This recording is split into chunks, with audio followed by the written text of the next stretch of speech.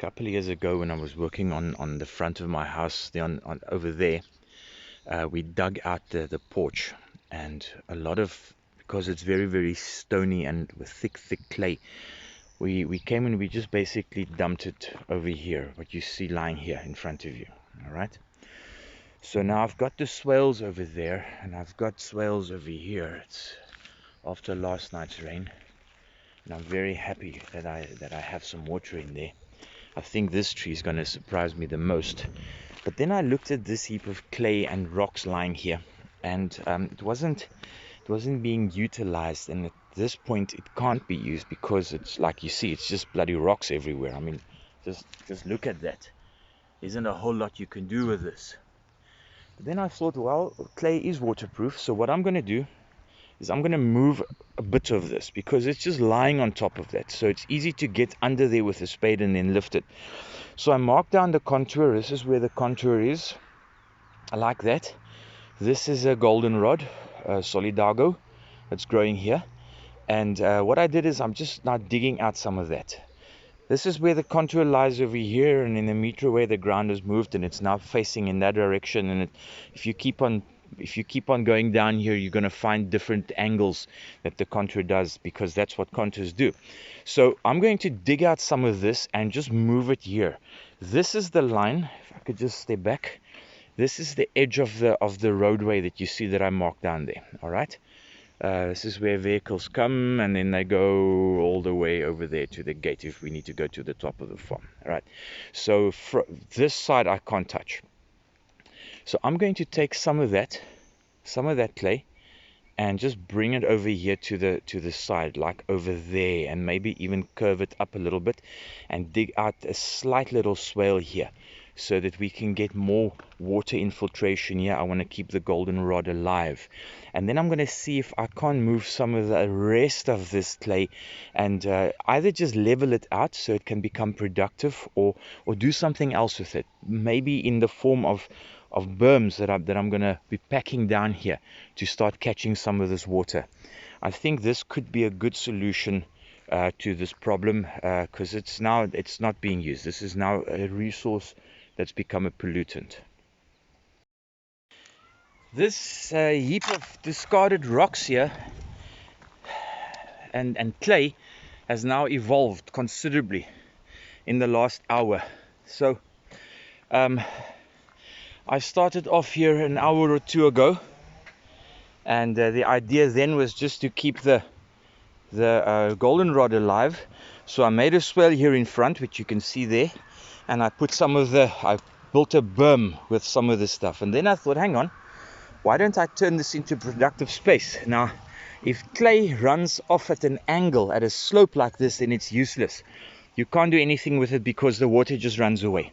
But if you get it leveled out like that, then you can actually do something with it. So what we did was, Derek's been helping me. We've picked up all the stuff that was lying here at the bottom, and we just put it on top, and we kind of try to keep the curve going here. We put some of these branches in here as well, so as to become a hugel culture.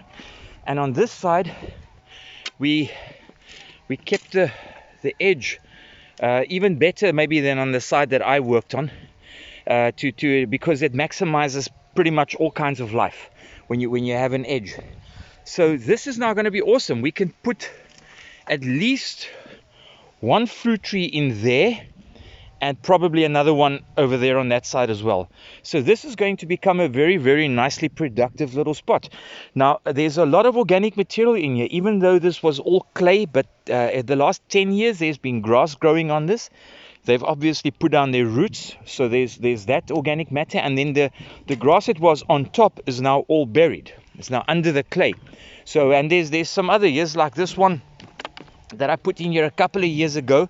There's some of this stuff that I put in just now a couple of minutes ago. And the cool thing also is that every winter, this little swale will feed in here. The rocks will also increase permeability, so you'll get better water infiltration here. And also, of course, because it's flat. So this was actually a quite a serendipitous affair, and I'm very happy with what happened here. This little terrace is going to be very productive. And buddy, thank you very much for the help. It's a pleasure. This was back-breaking work, but this was brilliant. This was very much worth it. Okay, so this is how far I am now. Done. There's like 1, 2, 3, 4 swells up there. I'll show you guys later at the end. Now this part down here, I wanted to create like a terrace here, and initially I thought about following the contour, but it's going to be a bit difficult. First of all, I'm fairly limited in my space between there and up to there.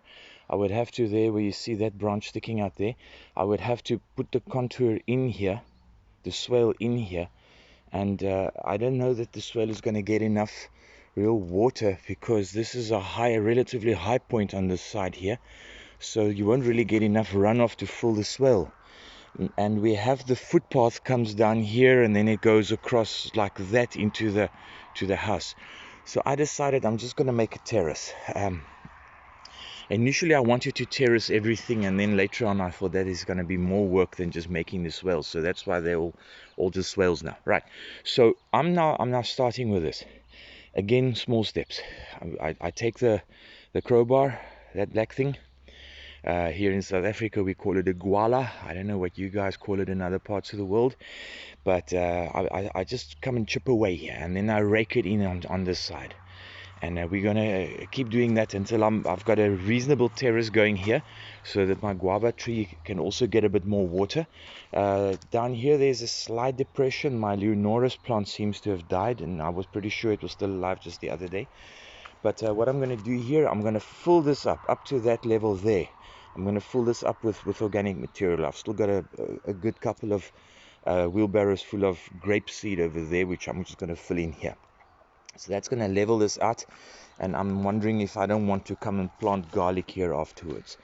Some of those things we just need to step down on that, just step that down completely, turn it into a sort of a yugal culture, and then either get some of this soil from this side and just rake it in there, or get some more grape seeds in there as well to level that out, so we can increase the biomass here.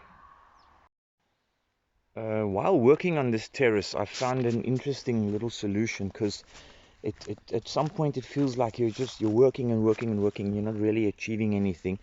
So what I did is I went and I fetched the A-frame that you see up there, and I just measured the highest point here, and it turns out it was this part here. This was the highest point, although by looking at it with the eye I would have sworn that part there was the highest, but it turns out this was actually the highest.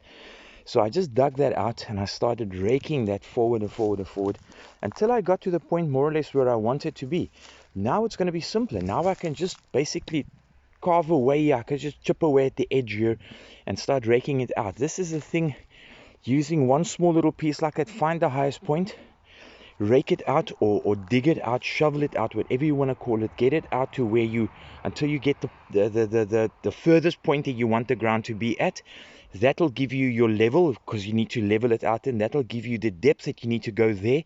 And from that point on, it's very easy then, or relatively easy then, to start just doing one little piece at a time. Just thought I'd share this tip with you guys as well. Right, so this is a couple of minutes later. This is how far I am now. I'm very happy with the results here. So now I just need to go and get some organic stuff and coat all of this here with whether it's leaves or grass or grape seeds or sawdust. That doesn't really matter. But I'm going to cover all of this with organic material, and then we're going to do the same on this side, but this we just need to crush down a little bit first.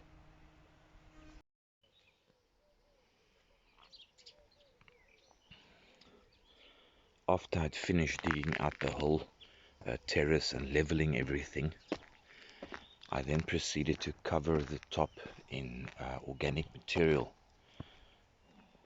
What you see here isn't soil, it's just the clay underneath, and then the part that's on top are grape seeds that I had lying around from a previous project. And this has already been planted and everything. Shove some pumpkin seeds in here right on the edge. There's some garlic back there, bunch of beet for in the rest. And so this is interplanted everywhere with all kinds of different plants. Several root crops, like for example the beet and the garlic, they'll help to break up the clay as well. So they'll be putting organic material directly into the clay, while the mulch on top will prevent excess evaporation. Thanks for watching, and if you enjoyed this, remember to like and subscribe. Bye.